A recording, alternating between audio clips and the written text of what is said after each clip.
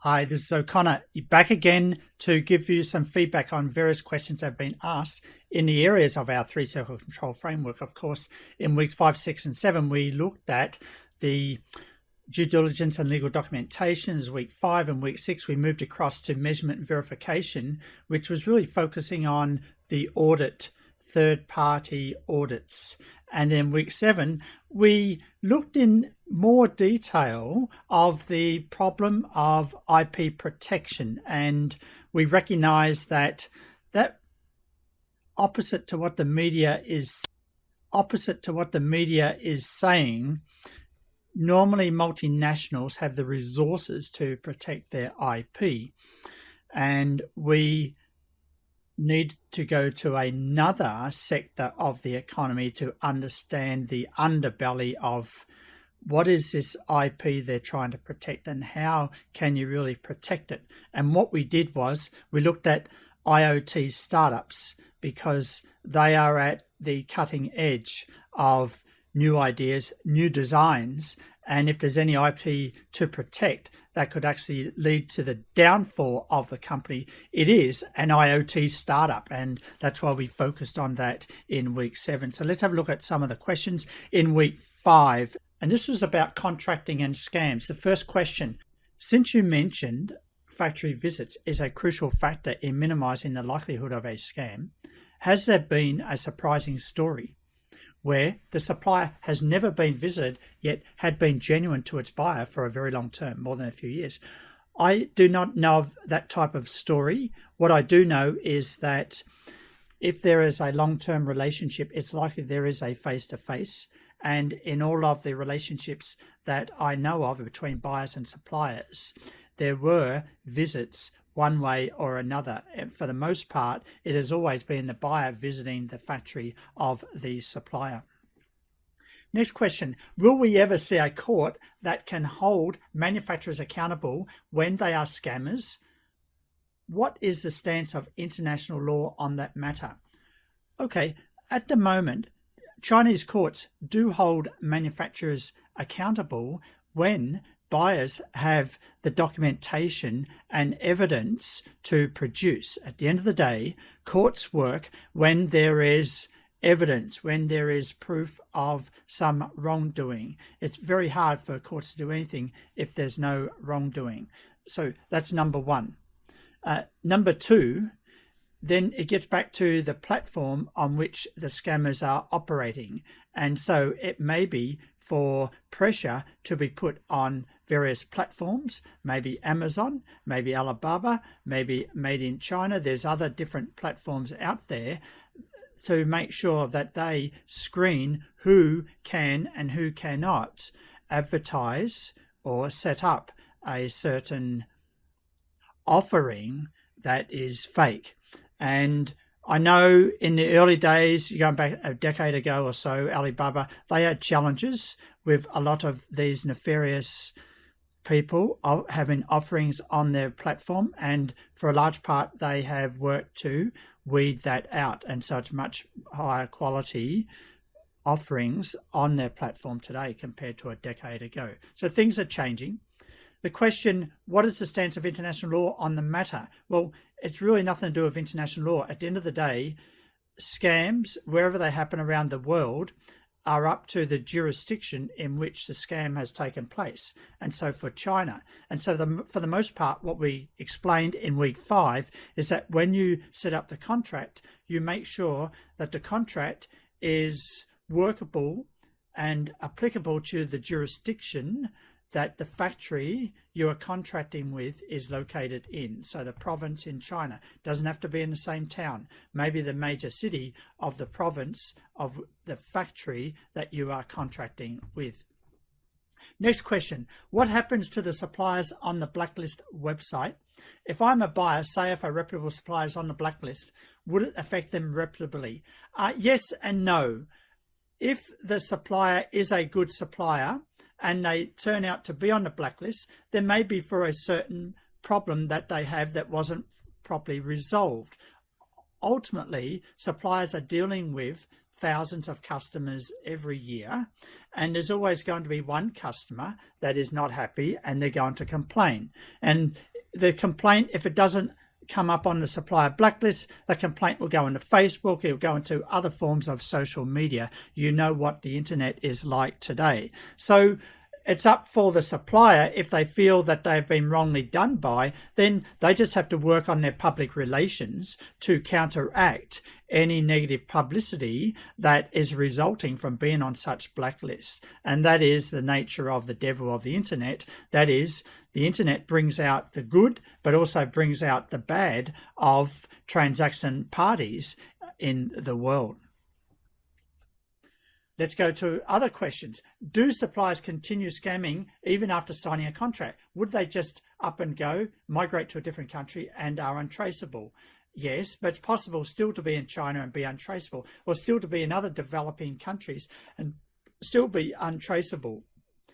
Suppliers will continue to scam, or maybe they're not suppliers to begin with, but they are just fraudsters totaling themselves as a supplier. And they're just going to continue to scam, and they may sign a contract and do what you want to have signed, and they'll do what they feel is right anyway. Put sand into the power bank battery charger, or give you a very cheap transformer for charging your computer. There's many other different ways in which they can put bad things into products that you are buying and shifting to the developed world. Suppliers will continue to do that. The contract is not protection on its own. What is important is that you back up the contract with... Suppliers will continue to do that. The contract is not protection on its own. What is important is that you back up the contract with third-party due diligence, which is what we covered in week 6, but also constant monitoring, which is what the multinationals do anyway. Even in this COVID-19 world where you cannot go and visit China, the multinationals have people on the ground in China doing endless monitoring of their factories and suppliers, and in other developing countries as well. Next question, will top 3 mechanisms, screening, audit, resolution, be different for SMEs and MMEs? Will they be different? So we talked about the mechanisms, that is screening, audit and resolution mechanisms that are likely to be used, and we found were successfully or significantly negatively related to the incident of a financial scam. That is where the supplier took your money, or they never sent you the product, or they sent you a box of rocks and you were never able to contact them again. That was a pure scam from the outset. And so what we found was that there were certain screening, audit and resolution mechanisms that multinationals or SMEs can use to prevent that from happening, such as contracting, such as having a third-party verification, such as visiting the factory, verifying the supplier, checking the business license. There are many ways of actually preventing you being subject to a scam. So the question is, will the use of screening, audit and resolution mechanisms be different for SMEs and MMEs? It may be that the resolution mechanisms, that is the contracting, and related to that is contingency payments, may be stronger for multinationals. Why? Because the supplier knows that they will likely take them to court because they have the resources to take you to court. The suppliers know that multinationals have the evidence to take them to court if something goes wrong. They have the systematic documentation of the supply chain. They have, which could provide the evidence to mount a court case. So SMEs may not have the wherewithal to be able to get all the evidence together to mount a court case, and suppliers might know that. Suppliers might target small buyers compared to large multinationals. And for that purpose, you may find that the resolution mechanisms, contracting and contingency payments, may not be as effective as screening and audit mechanisms.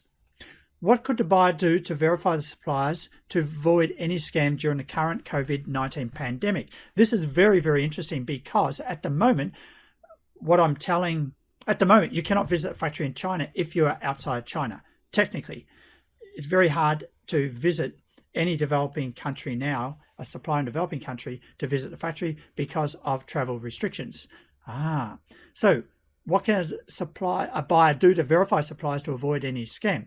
Well, you just have, number one, you can get third-party references. Find out if there's another successful, satisfied customer of that supplier, number one. Number two, you can employ an agent or a foreign agent in the country in which your supplier exists, like a third-party inspector, to go and do the factory audit of the supplier. Remember, a lot of these scams occurred because the buyer did not visit the factory and because the buyer did not employ a third-party auditor to go and actually audit the factory.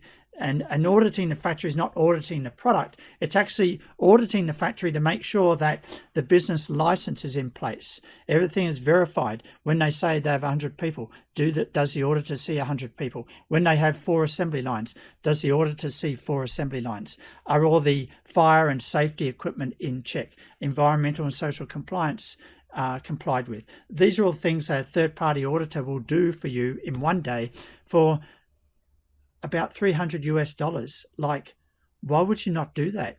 But strange enough, hundreds of buyers every day are buying from suppliers in China and other developing countries around the world without ever thinking of, we should audit the factory. But that should be the first thing you do whenever you're contracting with any new supplier. Next question. Does, from developing country approach, written contract differ in regards to the origin of the buyer? When the buyer is from another developing country, local or developed country, I don't think the contract is different. What matters is the jurisdiction of the contract. And it's important that the jurisdiction needs to be in the province that the factory is located for the contract to have any teeth. Yes, it's possible to have the jurisdiction back in your home, like in the USA, and then you can take the supplier to court in the USA and get a judgment. But that court order is never strong enough to extradite the supplier from a developing country to the USA because there's no extradition treaty. And suppliers know well enough not to go to the USA if they know there is a court case against them. So how do you make the suppliers fearful of the possibility that you'll take them to court? You have the contract, the jurisdiction in the province that the factory is located. Then the supplier knows that it is possible that you can take them to court. And if you do take them to court, and if they are held accountable, then there will be a price to be paid. And that's something they would want to avoid at all costs. Okay, let's go to week 6, where we looked at third-party audits, both factory audits and also product audits. And some questions that students asked were, how do firms obtain an inspection audit for the sourcing companies?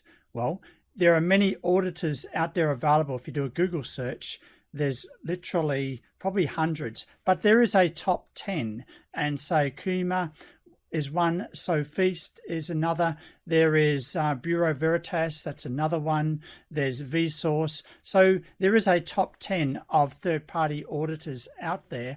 And so it's very easy to find one. And because there are so many auditors, that means the pricing is very, very competitive. And so at the moment, a man day is what they call it. That is an auditor going into the factory for one day is you can get for as low as $299. And if you are investing $20,000 or $30,000 in a particular order, then it's a no-brainer to actually pay for these inspection audits. You must do it if you cannot go into the factory yourself, as you like now under COVID-19. Next question, does KEMA, which used to be Asia Inspection, does KEMA standard of AQL, is that similar to other third-party QCs? Yes, this is a international standard of tables for AQL, and it depends on what the quality level is, whether it's quality level 1, quality level 2, quality level 3. Generally, for the most part, most audits are are conducted at the quality level 2.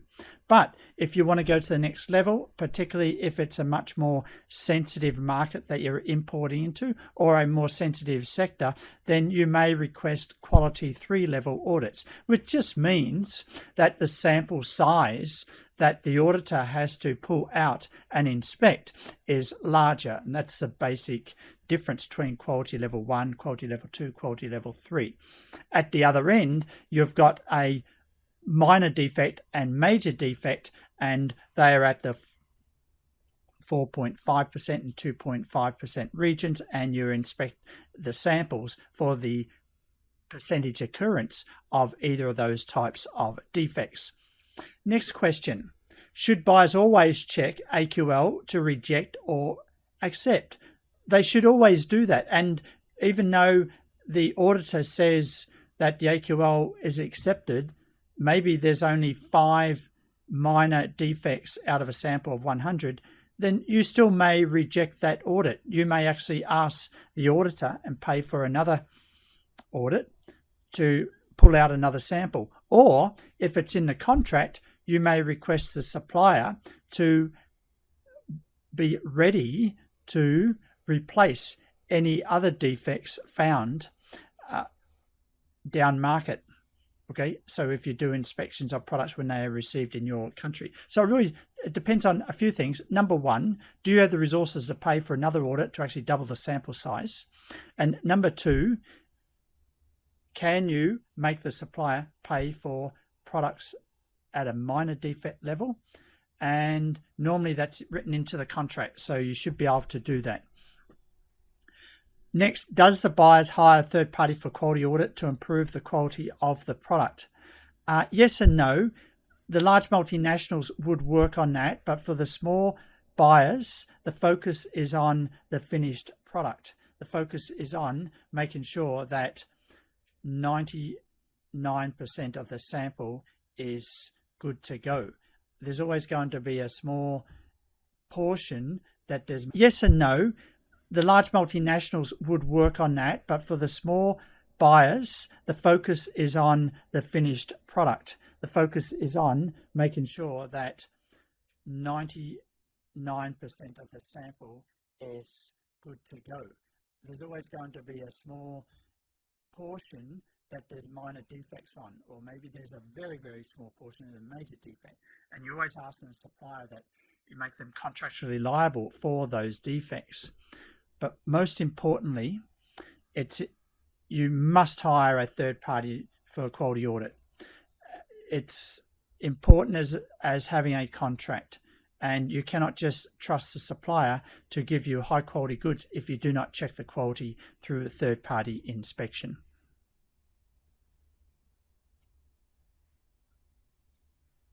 So finishing up on week 6 and third party audits, we have a question. Does the factory selection criteria differ by brand?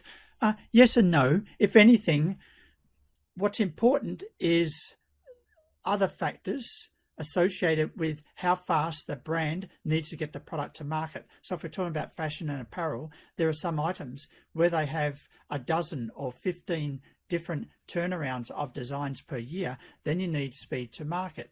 And so therefore, you might need to have a factory in Mexico to get to the USA market if you're going to have fast turnaround. China, it's going to take longer to get to a USA market than Mexico. There are other factors, so that's more of a location factory selection. But if you go into a factory selection, say if we're in China, so how do we select one factory over another? Well, again, if we're looking at apparel, then environmental and social responsibility is very, very important because consumers around the world are very sensitive to where the cotton comes from. They're very sensitive to where the materials come from. They're very sensitive to recycling. They're sensitive to the promise made by certain brands. So if a brand has made a promise, then that will feed into the selection of the factory that is aligned with that promise in terms of their capability to meet the social and environmental responsibility desires of that brand.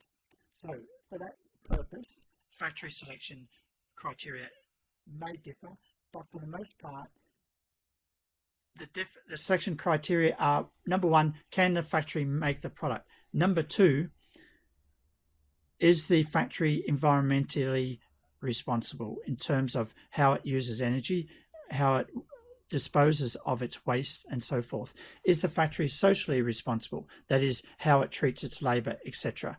And so different brands put different importances on these three areas. For the most part, all brands care about whether the factory can make what it wants to make, but different brands care differently about environmental and social responsibility. A lot of European brands care a lot about the environment, whereas up until recently, the USA brands cared more about social responsibility. That is, the treatment of labor, human rights, and things like that. But for the most part, environmental and social responsibility are treated together. When you go and do a factory audit, you want the factory to be doing well on both of those areas.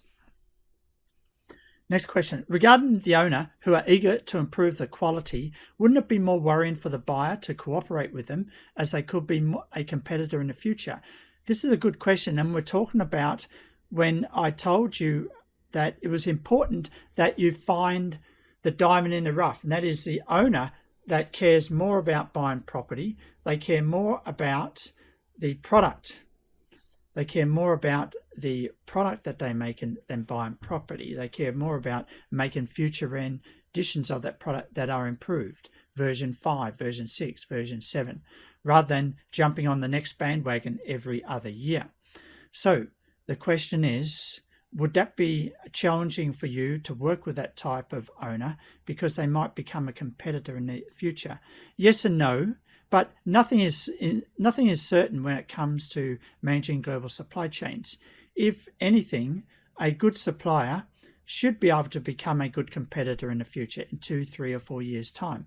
And that's not a reason to avoid working with that supplier. There's nothing wrong with using that in your negotiations, that say, Mr. Supplier, in years to come, we're going to teach you a lot of things that will help you to develop your export brand, and hopefully you can become a future Apple or a future HTC. But for now, you are an OEM supplier to us, and we want you to do your best for us as you are. And so there are many examples of factories that have done that. HTC was an original OEM supplier for Hewlett-Packard and a number of other brand names before they released their own brand, 2007, 2008, and developed their own smartphone range. So you cannot dismiss the possibility that a supplier will want to become rich and famous one day. I think it's better that you work with a supplier that desires that, rather than a supplier that desires to just to make money and then to put it into property, because they're not really focused on making the best product in the world. Okay, week 7 is next, and that's where we looked at IoT startups and IP protection.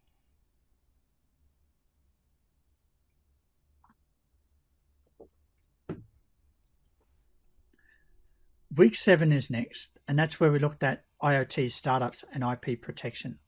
So the first question, how does Chinese inventors or innovators get rewarded if the protection of IP is lacking? Week 7 is next, and that's where we looked at IoT startups and IP protection. So the first question, how does Chinese inventors or innovators get rewarded if the protection of IP is lacking there? Well, interestingly, you're talking about the registration of 30,000 plus trademarks / patents every year in China. In some ways, it's nearly matching the amount of registrations that are happening in USA every year. So it's not like that China is not starting to protect its IP. China is gradually realizing that's important to protect its IP, especially among its multinationals, especially among its larger companies who are experienced with developing their brand name overseas. The multinationals are learning. Xiaomi is learning. Xiaomi, when they first developed their phone, they used the licenses. They used a lot of componentry that were licensed by other brand names around the world, such as Sony Ericsson. And when they wanted to export to India, the Indian government closed down their sales in India because they didn't officially have the license for those components in those phones that they wanted to sell in India. So they learnt the lesson, and now they have either paying for those licenses or they're developing their own componentry to go into the smartphones. This takes time, but the future is working towards more positive rather than going more negative in that way. Next question, are MMCs used in ways different from IoTs when it comes to IP protection? Yes and no.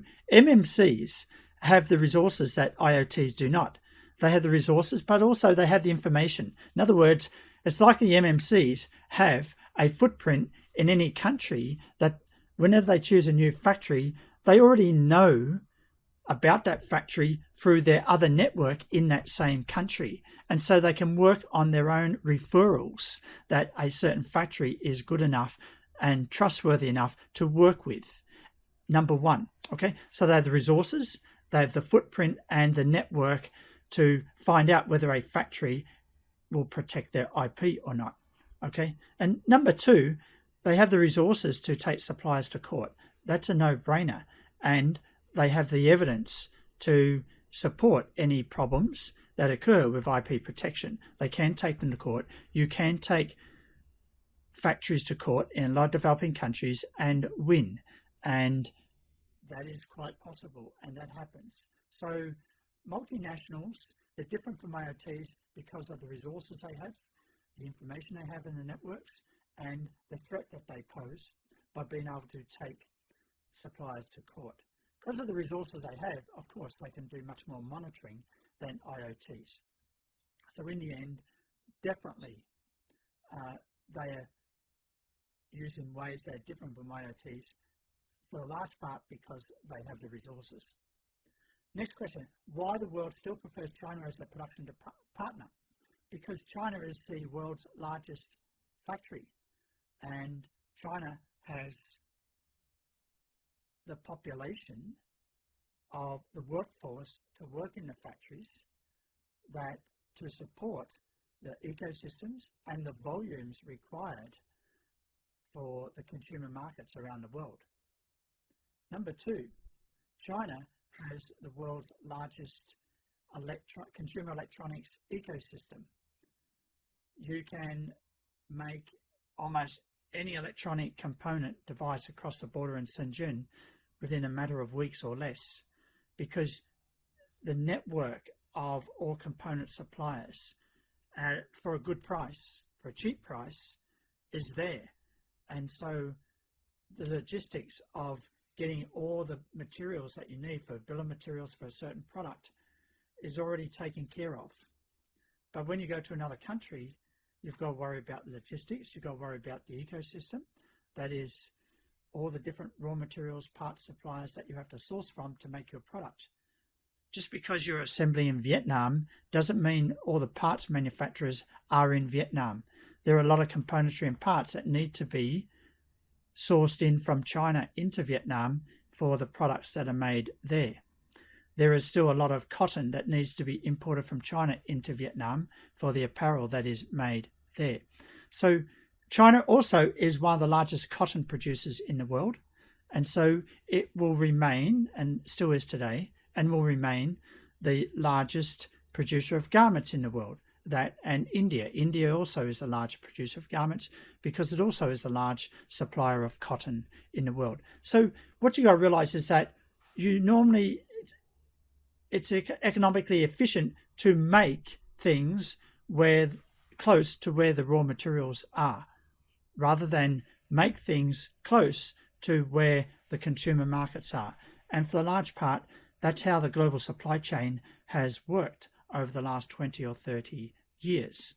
Will that change in the next 5 years? Yes and no, only in certain parts that are more sensitive, that were brought by COVID-19.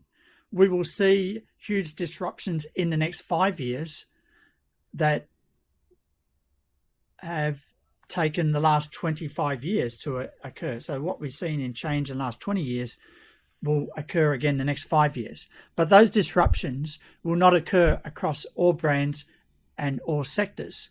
It's more likely to be in, number one, food, number two, PPE, that's personal protection equipment, pharmaceuticals, medicines, and there'll be pressure by developing country governments to ensure the production of those sectors. There'll be pressure in other areas, but not so much to, come back home to USA, Australia, or Europe. But in the end, multinationals will make decisions based on taxation.